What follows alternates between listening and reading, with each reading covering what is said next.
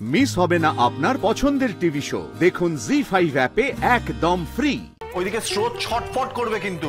মোটেই অত দেরি হয়নি দাদা ভাই, তুই খোলাখুলি বল না যে তোর মনটা ছটফট করছে। সত্যি বলছি, সিঁদুর পরে না একদম অন্যরকম লাগছে আমাদের স্রোতকে। হ্যাঁ দেখ, আমাদের সেই চেনা বন্ধুটা কেমন আজ হঠাৎ একটা ভারী কি হয়ে গেছে। আরে ওসব বলিস না, আবার জ্ঞান দেওয়া দেখবি আরো বেড়ে যাবে। অবশ্য যদি কলেজ আসে তবেই। কলেজ আসবো না কেন? আমি যত তাড়াতাড়ি সম্ভব কলেজ জয়েন করব। আরে স্যারকে তো আসলে বেঁধেই রেখেছি, সবার ক্লাসে গিয়ে ক্লাস করার কি দরকার? আর তাছাড়া তোর বাড়িতে তো এখন আঙ্কেলও আছেন, তো বাড়িটাই তো এখন আস্ত ইনস্টিটিউশন। ওভাবে পড়াশোনা হয়? আর পরীক্ষাটাও কি আমি ঘরে দেবো নাকি? এই ছাড় তো সব।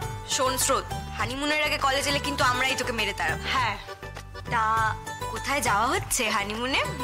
কোথাও না, সামনেই ফাইনাল, সেটা ভুলে গেলি? ইস, তোরা দুজন না বড্ড বেশি বেরসিক। এই বাইরে কোথাও থেকে দুটো দিন ঘুরে এলে কি এমন ক্ষতি হতো বল? কি ক্ষতি হতো? হ্যাঁ হতো, অনেক ক্ষতি হতো। আমি স্যারের প্রতি আরো দুর্বল হয়ে পড়তাম, আর সেটা ভালো হতো না। স্রোত ম্যাম, ইয়ে মানে ইনি আমার বড় মামা। মামু হচ্ছে স্রোত। আচ্ছা আমি এবার আসি। আরে আরে আরে পালাও কোথায় ভাগ্নে?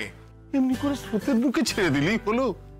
আরে হালাপটা তো হলোই না, ভালো করে পরিচয়টা করাও। আরে ভালো করে পরিচয় করার কি আছে? বললাম তো স্রোত। হ্যাঁ হ্যাঁ স্রোত? হ্যাঁ স্রোত। আরে কিরকম স্রোত সেটাই তো বুঝতে চাইছি। হ্যাঁ, শুধু স্রোত বললে হবে? নদী না সাগরে, উষ্ণ না শীতল, গিনি না ক্যাপিলারি, আরে ইতি অন্তঃস্রোত নাকি অতি বেগবতী স্রোত? বলো বলো ভাগ্নে, ভালো করে বলো। মামু কি মুশকিল, ও শুধু স্রোত, স্রোতস্বিনী। এবার তোমার বাকি যা প্রশ্ন আছে ওকে করতে পারো। ও আর কিছু পারুক না পারুক, কথা বলতে পারে ঢের। তুমি যা অপকাণ্ড, তোমাকে জিজ্ঞাসা না করলেই ভালো। ঠিক আছে, আমি যা জিজ্ঞাসা করবার স্রোতস্বিনীকে জিজ্ঞাসা করছি। মা স্রোতস্বিনী, এই ঘাড় ব্যাকা ছেলেটির ঘাটটা সোজা করলে কি করে? আমরা তো ভেবেছিলাম গোয়ার গোবিন্দ ভাগ্নেটা বোধহয় বিয়েই করবে না। মামু ওদিকে আমার বন্ধুরা আছে, হ্যাঁ আমি ওখানে যাচ্ছি। তুমি না গেলে কি ওরা রাস্তা খুঁজে পাবে না? আরে বাবা, একটা অ্যাটেন্ড করার ব্যাপার আছে না, ওরা কি ভাববে বলো তো? আচ্ছা আচ্ছা ছাড়বো, তার আগে বলে যাও কি বলে ওকে প্রপোজ করেছিলে? মামু ওখানে আমার স্টুডেন্টরা আছে, ওদের সামনে অ্যাটলিস্ট একটু ভেবে কথা বলো, পরে গিয়ে ওদের ক্লাস নিতে হবে আমায়। ঠিক আছে ভাববো, ছেড়ে দেবো, তার আগে বলে যাও কি বলে ওকে প্রপোজ করেছিলে। বুঝেছি, অকম্মা ঢেকে যা জিজ্ঞেস করবো ওকে জিজ্ঞেস করছি। স্রোতস্বিনী, আমার এই ভাগ্নে মহারাজ তোমাকে কি বলে প্রেম নিবেদন করেছিল? মানে ও ভালোবাসার কথা কি বলেছিল সেটা বড় জানতে ইচ্ছে করছে। আসলে বলতে পারো এটা একটা খুব বেয়ারা এবং বদ কৌতূহল, তবু তুমি যদি বলো।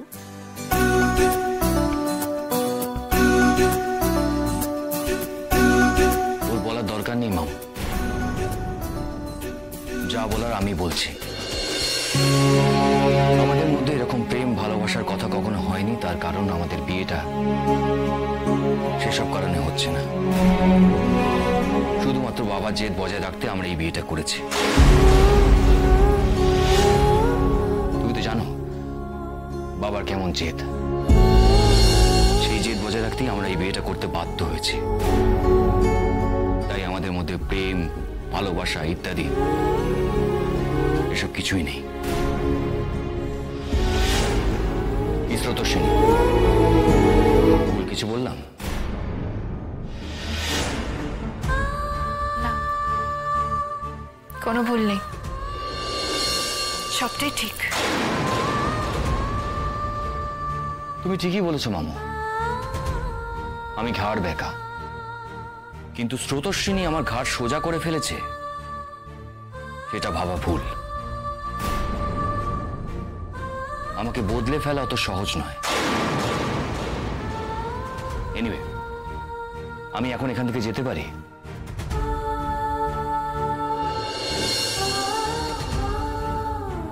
ক্যাপাটে ছেলে। জাগে মা স্রোতস্বিনী, তোমার মামিমা এটা তোমার জন্য পাঠিয়েছে। আসলে শরীরটা খুব খারাপ, তাই আসতে পারিনি। এটা নাও মা, তোমাকে দূর থেকে অনেক আশীর্বাদ করেছে। শোনো দাদা, সার্থক কিন্তু এবার বড্ড বাড়াবাড়ি করছে। হ্যাঁ, ওর এবার শাসনের প্রয়োজন। এগুলোর মানে কি? হ্যাঁ, কিরকম লাগে বলো তো?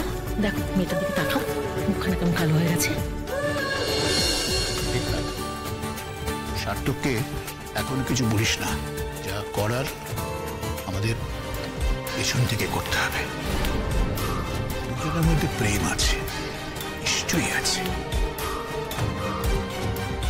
সেই প্রেম স্বীকার করতে দুজনের ইগোতে লাগছে। ইগোটাকে সম্পর্ক থেকে দূর করতে হবে, তাহলে দেখবি ভালোবাসা আপনা আপনি সামনে চলে আসবে। এখন কিছু বকাবকি করলে ইগোটাকেই রসদ দেওয়া হবে, জেদ বেড়ে যাবে সার্থকের।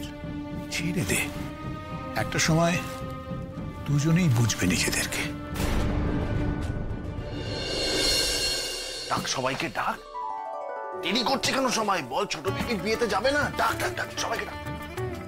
কি গো ঠাম্মি, বড় পিপি, মা তোমরা কোথায় গো?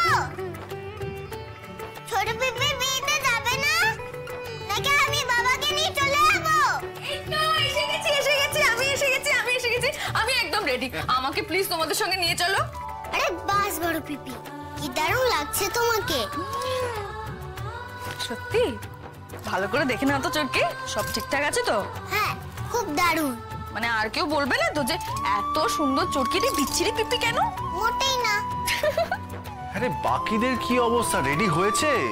যেতে কিন্তু অনেকটা সময় লেগে যাবে, আমি বলছি। কিন্তু ওইদিকে স্রোত ছটফট করবে কিন্তু।